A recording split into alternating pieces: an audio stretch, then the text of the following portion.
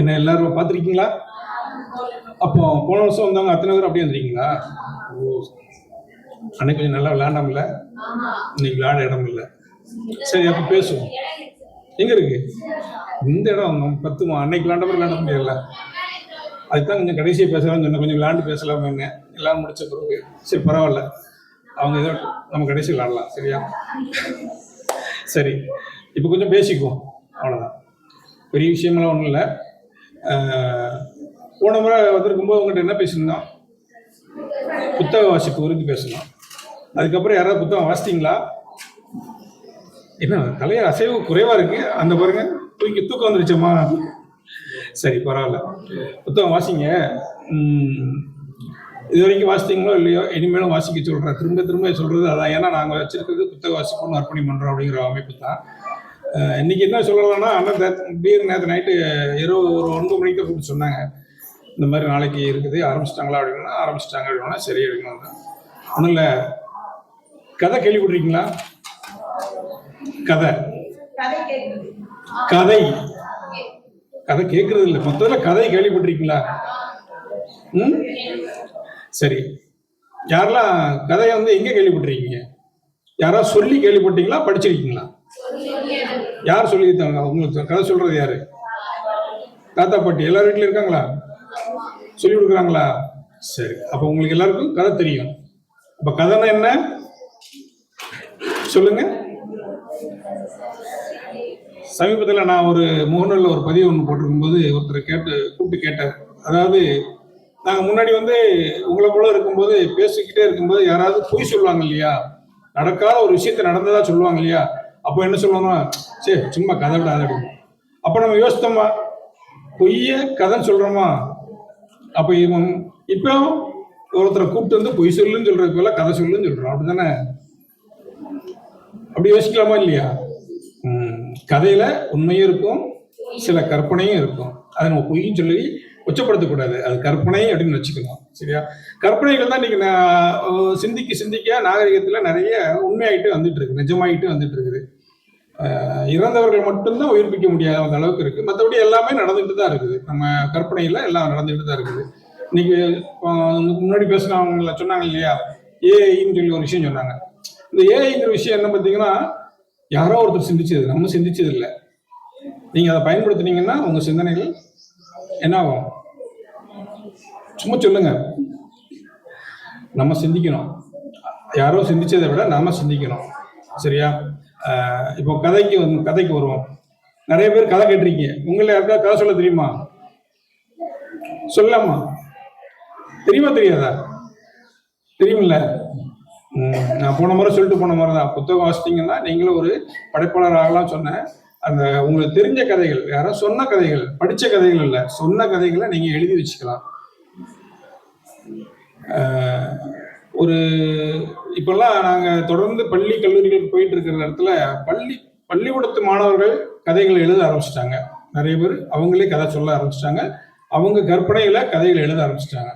இப்போ கதைகள்லாம் எங்க இருந்த பிறகுன்னா, சும்மா சாதாரணமா அம்மா அப்பா சொன்ன கதை அப்படிலாம் இல்லை. கடைசியா நீங்க டூர் போயிட்டு வந்தீங்களா, சுற்றுலா போயிட்டு வந்தீங்களா?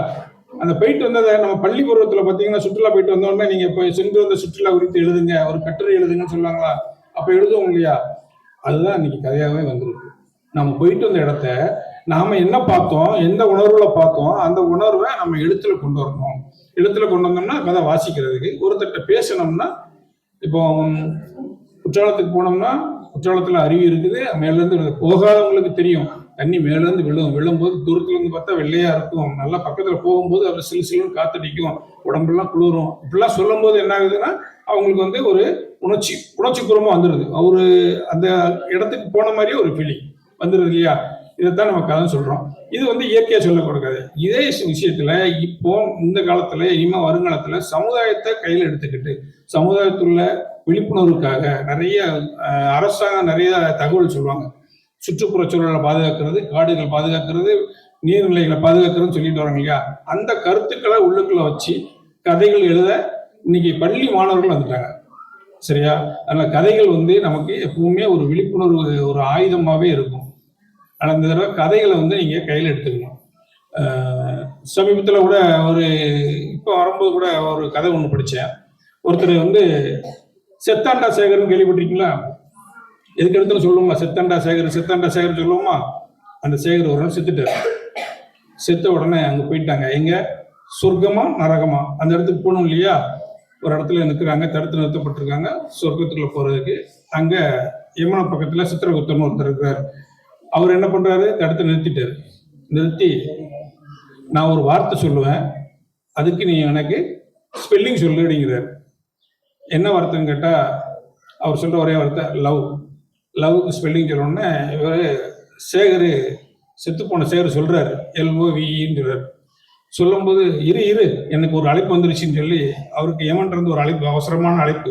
நான் வர்றது வரைக்கும் இந்த இடத்துல நெல்லு, யாராவது வந்தாங்கன்னா நான் இப்போ கேட்டலாம் இதே வார்த்தை கேளு, சரியா சொன்னாங்கன்னா அந்த பக்கம் சொர்க்கத்துக்கு அனுப்பு, தப்பா சொன்னாங்கன்னா உள்ள நரகத்துக்கு அனுப்புன்னு சொல்லியிருக்காரு.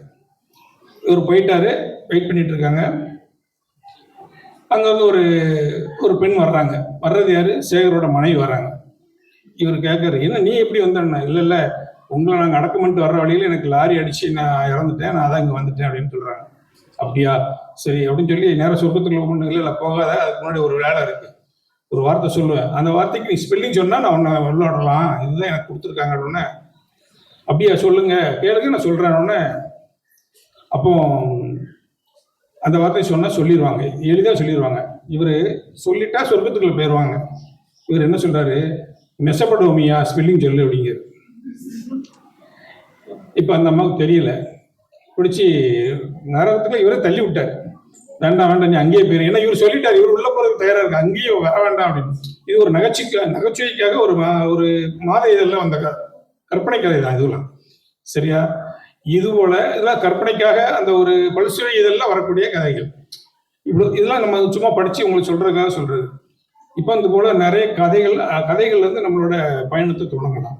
உங்களோட வாசிப்பு அனுபவத்தை கதைகள் மூலமா கொண்டாங்க. இப்போ நீங்க கதைகளை படிக்க ஆரம்பிச்சிடலாம். சின்ன சின்ன கதைகளை படிச்சீங்கன்னா உங்களுக்கு இப்படியே எழுத முடியும் அப்படிங்கிறதுக்கு நிறைய உதாரணத்துக்கு நிறைய புத்தகங்கள் இருக்கு. நம்ம ரவி அண்ணாண்ட கூட, ரவி அண்ணன் தானே எங்க சித்தப்பா? சரி, எல்லாத்துக்கும் சித்தப்பா. உங்க சித்தப்பா கூட அந்த வேலையை செஞ்சுட்டு இருக்கிறாரு. அது ஏன் அதை கொண்டு வரணும்னா, உங்க கல்லூரியில மட்டும் உங்ககிட்ட மட்டும் தான் நாங்கள் கொண்டு வரல, சென்ட் மேரிஸ் காலேஜில் பண்ணிட்டோம், பள்ளிக்கூடத்துலலாம் பண்ணிட்டோம், மற்ற பள்ளிக்கூடங்கள்ல. உங்களுக்கு அந்த புத்தகங்களை கொண்டு வந்து கொடுக்கணும், சின்ன புத்தகங்கள் கொடுத்தோம்னா நீங்க வாசிப்பீங்க அப்படிங்கிறதுக்கான ஒரு முயற்சியை திட்டமிட்டு வச்சிருக்கிறோம். உதாரணத்துக்கு இப்போதைக்கு நான் 2 புத்தகம் மட்டும் வச்சிருக்கிறேன். யாரோ ஒருத்தர் கதை சொல்ல முன் வந்தீங்கன்னா கொஞ்சம் நல்லா இருக்கும். யாருக்கு தெரியும் சொல்லுங்க. யாரும் ஈஸி வர மாட்டீங்கல்ல? இப்போ நான் சேர்ந்து சொல்லுவோம். யாராவது ஒருத்தர் வந்தீங்கன்னா ஒருத்தரோட போவோம், இல்லைன்னா சேர்ந்து சொன்னா எல்லாரும் சொல்லுவோம். எல்லாம் சேர்ந்து சொல்லலாமா? என்ன கதையா? கரெக்ட். இப்ப கேட்டீங்களா? இதாங்க இதுல நம்பர் 1 யாரு இந்த வரிசையில? நம்பர் 1 எங்க இருந்து துவங்குது? அங்க இருந்தா இங்க இருந்தா? யாராவது கை தூக்குங்க. எவ்வளவு தயக்கம் பாருங்க. பரவாயில்ல, பயப்பட வேண்டாம். ஒரு கதை நானே துவங்கி வைக்கிறேன், சரியா?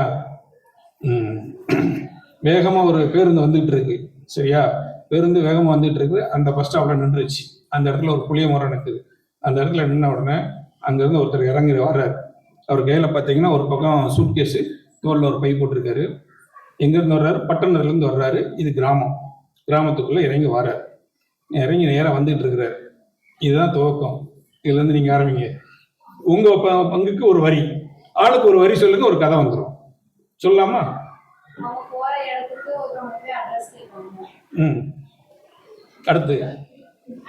அடுத்து வந்து அட்ரஸ் கேட்டு சொல்றாங்க. அவங்க இன்னொருத்தவங்க வந்து அட்ரஸ் சொல்றாங்க, நேரா போக சைடு போக அப்படின்றாங்க.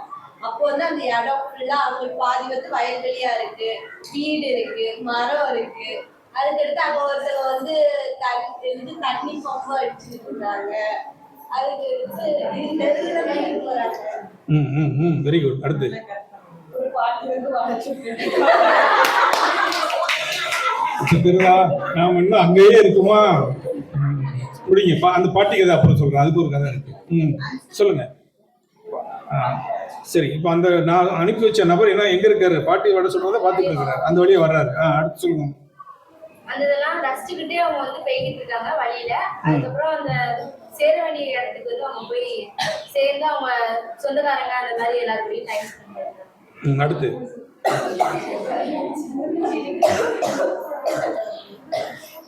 சொந்தக்காரங்களை பார்த்துட்டாரு, அப்படி வச்சுக்கோம். சொந்தக்காரங்களை சந்திச்சாச்சு. இப்போ என்ன சொல்றாரு? அடுத்து என்ன செய்றாரு?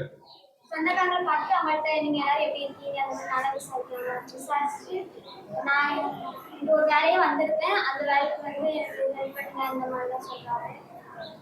அப்புறம் அந்த ஊரெல்லாம் நல்லா சுற்றி பார்க்கறாரு, அந்த ஊர்ல உள்ள அழகையெல்லாம் ரசிக்கிறாரு. நீங்க சொல்லுங்க.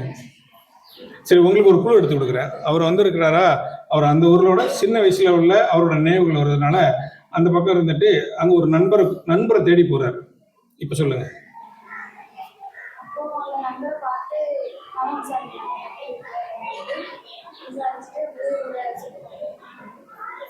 ஊரை சுற்றி பார்க்கறாரு. சொல்லுங்க. ஊரை சுத்தி தான், அதை வரும்போதே ஊரை சுத்தி பார்த்தாரு. இன்னும் அடுத்து சுத்த போறாரு. எங்க போறாரு அடுத்த கட்டத்துக்கு சொன்னீங்கன்னா அவங்க அடுத்து ஈஸியா இருக்குங்களா? அதுக்கடுத்து அவங்க அந்த கிராமத்துலேயே நிறைய ஃப்ரெண்ட்ஸ் இருக்காங்க, மற்ற ஃப்ரெண்ட்ஸை பார்க்க போறாங்க. நீங்க ஆரம்பிங்க. மற்ற நண்பர்களை பார்க்க போறாரு. வருவார், அங்கேயே வருவார். இப்போ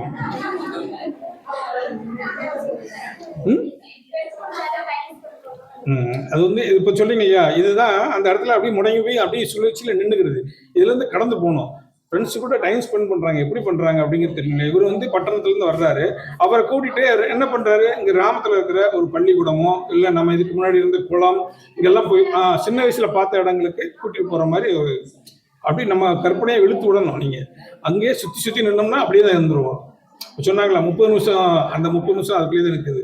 அடுத்த அப்புறம் கற்பனை வரமாட்டேங்குது. அதுக்கு தான் கதை சொல்லி பழகணும், கதை வாசித்து பழகணும். சரி, அங்கேருந்து அவர் படித்த பள்ளிக்கூடத்துக்கு போறாரு. அந்த 2 வயதுல எந்த பக்கம் போறாரு? இந்த பக்கமா? சரி, வாங்க சொல்லுங்க.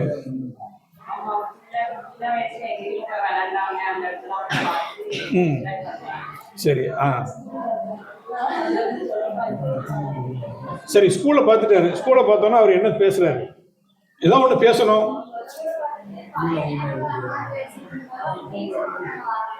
Very good. இப்படி புது கேரக்டர் உள்ள வரணும்.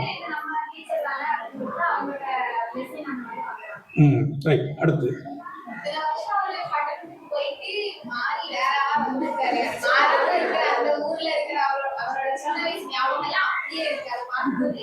அவருக்கு ரொம்ப சந்தோஷம் சில விஷயங்கள் மாறாதான் இருக்கும். அந்த விஷயம் ஆனா புரியுது. இது இவ்வளவு நேரம் நான் பேசிட்டு இருந்ததுல உங்ககிட்ட அந்த போன வருஷம் நான் பார்த்து அதே இது மாறாம இன்னும் இருக்கு. புரியுது. அடுத்து வாங்க. நீங்க என்ன பண்ண போறீங்க? சரி, வாங்க சொல்லுங்க. அவங்க என்ன சொன்னாங்க? அப்படி வாங்க. அடுத்து சரி, நான் உங்களுக்கு என்ன உதவி பண்ணிகிட்டே இருக்கிறேன். வாங்க, ஒன்றும் பிரச்சனை இல்லை. நாங்கள் ஒரு பழைய தாத்தா வர்றாரு. அந்த தாத்தா வந்து இவனுக்கு வந்து அதிகமாக இந்த பழைய காலத்து விஷயங்கள்லாம் நிறைய சொல்லி கொடுக்குறாரு. அங்கேயும் தாத்தா ஒரு கதை சொல்லக்கூடியவர் தான். தாத்தா பார்த்தோன்னா தாத்தாட்ட பேசுகிறப்ப தாத்தா எப்படி இருக்கீங்கன்னு கேட்குறாப்புல. தாத்தாவுக்கு கண்ணு தெரியல, வயசாயிருச்சு. சரியா? தாத்தா அந்த பையன்கிட்ட விசாரிக்கிறார், நீ என்னப்பா யாருப்பா அப்படின்னு விசாரிக்கிறார். விசாரிக்கும் போது அந்த பையன் இப்போ என்ன சொல்லுவான்னு இவங்க சொல்லுவாங்க. சொல்லுங்க. நீங்க தான் அவங்க தான் வந்தாச்சு. சொல்லுங்க.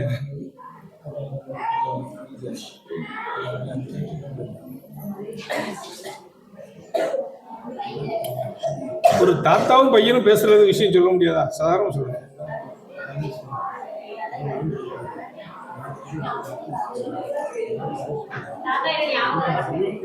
அது உங்கள்கிட்ட வரும்போது சொல்லுங்க. நீங்க மிஸ் பண்ணிட்டீங்க. இப்ப திரும்ப வருவாங்க. சொல்லுங்க. தாத்தா என்ன சொன்னாரு? சரி. சரி. அப்ப தாத்தா ஒரு சின்ன நிகழ்வு சொல்றாரு. சின்ன வயசுல நீ இந்த மாதிரி விளாண்டுட்டு இருந்த அவர் சொல்றாரு. இல்ல நான் சைக்கிள்ல வந்தேன், வண்டியில வரும்போது கீழே விழுந்துட்டு என்ன தூக்கி விட்டு ஹெல்ப் பண்ணேன். அந்த மாதிரி ஒரு நினைவு விட்டுது. சொல்லுங்க. அடுத்து